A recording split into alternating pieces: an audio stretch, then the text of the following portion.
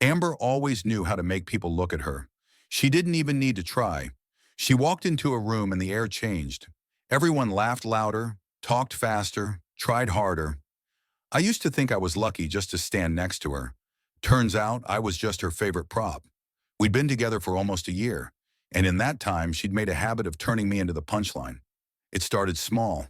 Jokes about my beat-up truck, my thrift store jackets, how I worked late shifts while she deserved better. I'd laugh it off, tell myself she was teasing. I didn't want to be that guy who couldn't take a joke. But over time, it stopped feeling like teasing. It started feeling like being kicked. Her friends would giggle when she'd roll her eyes at me. "Jake, you're too sensitive." "Jake, chill. I'm just being honest."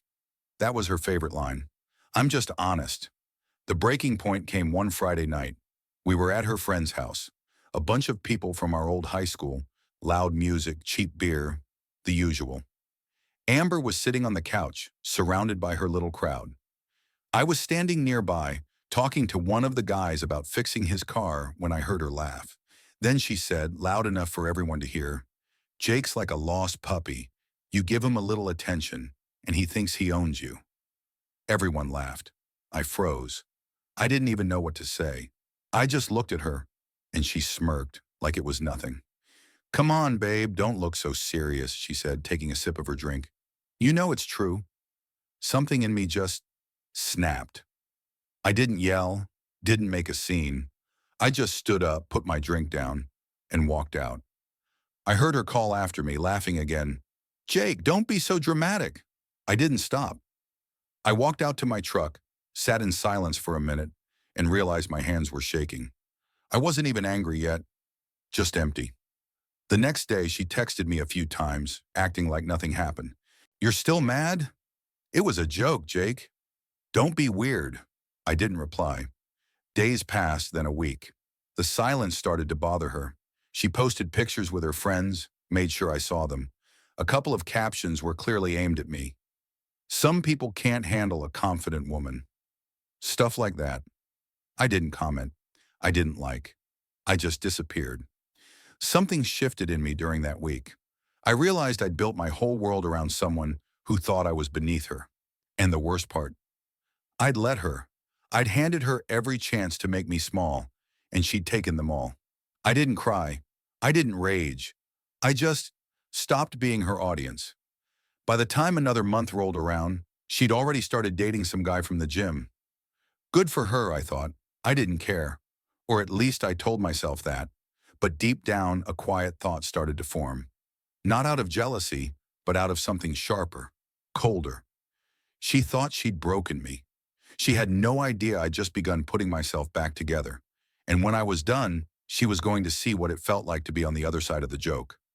The first few weeks after that night were quiet. Too quiet. No texts, no calls, no, "We need to talk." I guess she thought I'd crawl back like I always did. The funny thing was that silence felt good, like I could finally breathe again without waiting for someone to laugh at me. I threw myself into work. I helped my uncle with his auto repair shop during the day, and in the evenings I lifted weights in the garage. No fancy gym, just an old bench, some rusty plates, and a lot of anger to burn off. At first it was just something to keep me busy, but as the weeks went on, it started to feel like therapy. Every rep, every drop of sweat was another layer of her gone from my system. People around town noticed. A few of Amber's friends followed me on Instagram. I didn't post much, but the few photos I did, me fixing up cars, hiking, just living, got their attention. That's when Amber started texting again. "Hey, stranger. You alive? Miss you, Jake. Let's talk." I left her on red every time. About a month later, I heard from a buddy that she'd been trash-talking me again, saying I couldn't handle a real woman, that I'd disappeared because I couldn't keep up. I laughed when I heard it. The old me would have been crushed. The new me, I was done playing her game. Then one night, I ran into an old friend, Matt, who used to hang around with us. We were drinking beer in his backyard when he let something slip. Turns out, while Amber and I were still together, she'd been texting another guy. Not just texting, meeting up, a guy I used to call a friend. For a second, I felt that same old punch in the gut. Then it just went numb. I wasn't surprised. Not really. She'd always needed someone to feed her ego. I just hadn't realized she needed two. That night, sitting in my truck outside my place, I made a decision. I wasn't going to confront her. I wasn't going to yell or beg for the truth. I was done trying to get answers from a liar. But I was going to make sure everyone, her friends, her new guy, the people she used to impress, saw her for what she really was. The plan started simple. I'd show up again, not as the quiet, awkward Jake she used to mock, but as someone she couldn't control. I'd let her believe she still had power over me. I'd smile, play along, let her dig her own hole. People like Amber always expose themselves when they think they're safe. So I waited. I worked out harder, fixed up my truck, cleaned myself up. I didn't do it for her, not really. I did it because I was tired of being small. I started laughing again, hanging out with real friends, the kind who didn't need to put someone down to feel big. Then one afternoon, I got a message from a mutual friend. There was going to be a birthday party next weekend.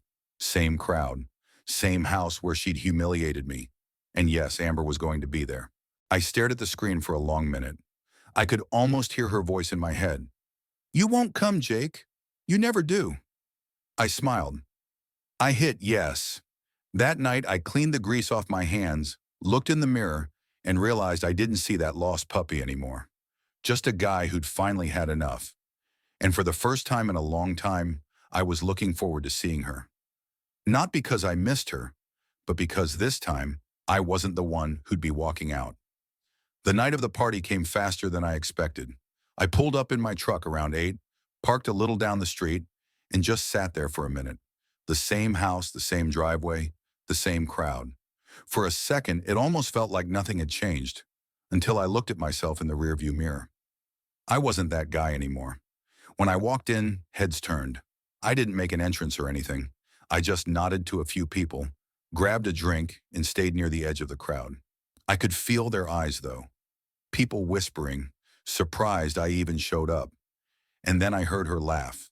That same sharp, practiced laugh I used to think was the prettiest sound in the world. Amber was across the room, surrounded by the usual circle. Hair done, perfect smile, playing the queen like always. When her eyes landed on me, her expression froze for half a second. Then came the smirk. "Jake," she said, walking over like she hadn't just crushed me months ago. "Wow, you look different." "Yeah," I said. "Guess I stopped skipping leg day." She laughed like we were old friends catching up. "So what? You've been hiding out? You just disappeared." "Needed some quiet," I said. "You know how it is." Amber tilted her head, looking me over like she was trying to figure out what changed. "Well, I'm glad you came tonight. We missed you." I almost laughed at that. We, as if she'd spent a single day missing me. But I just smiled and said, "Yeah, missed you too." For the rest of the night, she hovered around me. Her new boyfriend, some guy named Derek, wasn't there yet, and she seemed a little too eager to make sure everyone saw her talking to me. She touched my arm when she laughed, leaned closer than she needed to. I played along. At one point, she said, "You remember that night, right? The one you stormed off? God, you were so dramatic." I looked right at her. "Yeah, I remember." She giggled, sipping her drink. "I was just teasing, Jake. Everyone knew that." "Sure," I said. "Everyone did." I kept my voice calm, light. That seemed to throw her off. She probably expected me to snap or bring up the past, but I didn't. I wanted her comfortable, confident, talking. As the night went on, she started bragging. Same old Amber, about her job, her followers, her new car, whatever. I nodded, smiled, asked questions. I could see people around her start to roll their eyes.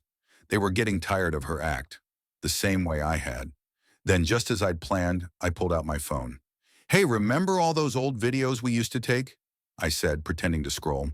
"You had some wild ones, didn't you?" She laughed nervously. "Oh my God, yeah, probably embarrassing stuff." "Oh, I found one." I turned the screen toward her. It was an old clip from months ago, her voice clear as day, teasing me at a party. "Jake's like a lost puppy. You give him a little attention, and he thinks he owns you." Her face went pale. Delete that, she said quickly, whispering. Jake, that's not funny. I thought you were just being honest, I said almost kindly. People nearby turned, curious. Someone asked, What's that? Amber stammered, Nothing, just old jokes. But I didn't need to show anyone the video. I just smiled, locked my phone and said, Don't worry, I'm not mad. Just figured I'd keep a memory. She stared at me, trying to read my face. Then Derek showed up. Big guy, smug grin. He threw his arm around her and said, So this is the famous Jake? I shook his hand. Yeah, I guess I am. Amber looked uncomfortable, caught between them. She didn't know whether to act proud or scared. I stayed calm, chatting, laughing with people she used to control. And for the first time, she wasn't the center of attention. By the end of the night, I knew I had her exactly where I wanted her. Unsure, exposed, off balance. And the real part, the one she'd never see coming, was still ahead. The next weekend, there was another get-together.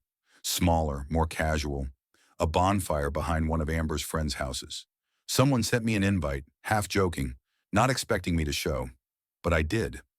I figured if I was going to close this chapter, I'd do it properly. When I got there, Amber was already sitting by the fire with a blanket over her shoulders, talking too loudly, pretending not to notice me. A couple of her friends smiled and waved me over. She glanced up, forced a smile, and said, Jake, twice in 1 week. You're practically social now. Guess I had good motivation, I said, taking a seat across from her. The night started easy. Music playing low, the smell of smoke in the air, everyone passing bottles around. People joked, told stories, teased each other. For a while, it almost felt normal. Amber kept looking at me, trying to gauge my mood. I kept mine even. Friendly, relaxed, unreadable. After a while, she leaned forward and said, So, Jake, are you still mad about, the past? Because people told me you've been talking about me. I'm not mad, I said, and I haven't been talking, but you know how small towns are. People remember things. She rolled her eyes. Oh my God, are we still on that lost puppy joke? You know I didn't mean it. I shrugged. You meant it enough to say it in front of everyone. A couple of people nearby turned their heads, curious. She noticed, her smile twitching. Can we not do this right now? She muttered. Sure, I said easily. Just saying, I'm not angry. I just think people should know the kind of person they're laughing with. Her eyes narrowed. What's that supposed to mean? It means, I said, keeping my voice low but steady, you've spent years making fun of people to feel big. You humiliated me. You lied to me and you cheated on me. And you think nobody remembers. But they do. Her mouth opened, but no sound came out. The silence around the fire grew heavier. Someone whispered, Wait, what? Amber tried to laugh. Jake, come on. You're making stuff up. Am I? I said, looking straight at her. You want me to show them the screenshots? The ones from when you were still with me and messaging that guy every night? The color drained from her face. You wouldn't. I wouldn't need to, I said. You already told everyone who you are. No yelling. No scene. Just truth. The kind of truth she couldn't twist into a joke. She stood up, muttered something about toxic exes, and stormed off toward the house. Nobody followed her. A couple of people stared into the fire, awkward. Then someone said quietly, Man, I always thought she treated you like crap. I didn't say anything. I just nodded and watched the flames flicker. After a few minutes, I got up, tossed my empty bottle into the trash, and started walking to my truck. I didn't need to see her again. I didn't need her to apologize or cry. None of that mattered anymore. On the drive home, the night air felt cleaner than it had in a long time. My hands didn't shake this time. I wasn't angry. I wasn't broken. I was just done. People always think revenge is about making someone hurt. But standing there watching her trip over her own lies, I realized it wasn't about that at all. It was about finally standing tall. Not to prove her wrong, but to remind myself I'd been right to leave. I parked in front of my place, turned off the engine, and sat there for a minute, listening to the quiet. No voices, no laughter at my expense. Just peace. She'd always said I couldn't live without her. Funny thing was, I'd never lived better.